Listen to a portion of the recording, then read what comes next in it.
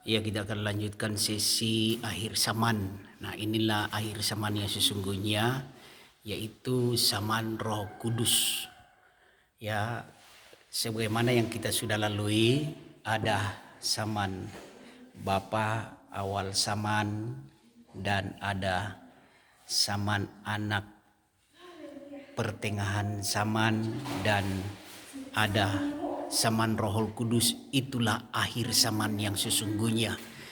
Dan tiap-tiap zaman ini memakan waktu 2000 tahun, ya. Baik zaman Bapa, zaman Anak, dan zaman Roh Kudus.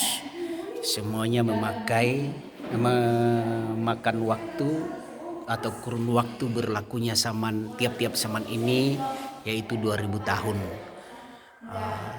Zaman Roh Kudus ini dimulai semenjak hari ketuangan Roh Kudus di loteng Yerusalem.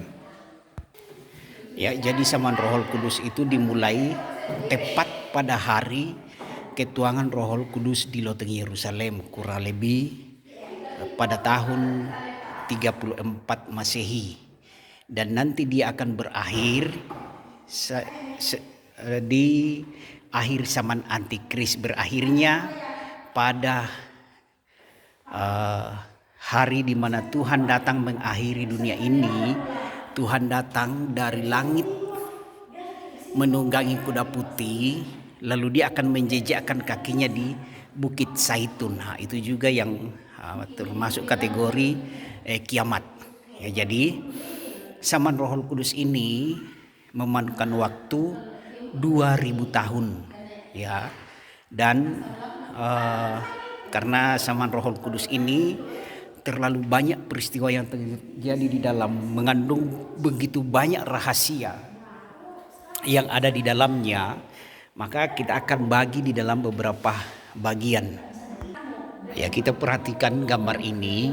Ya, ini zaman Roh Kudus yang diperbesar, ya.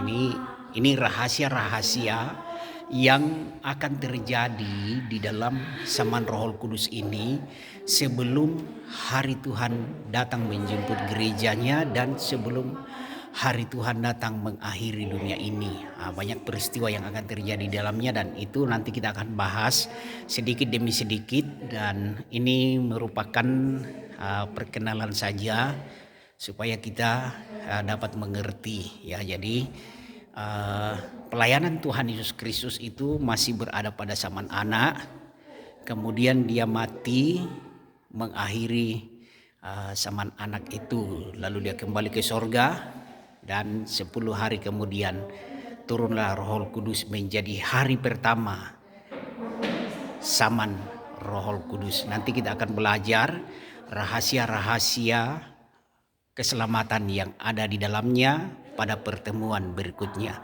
Puji Tuhan, Tuhan Yesus memberkati.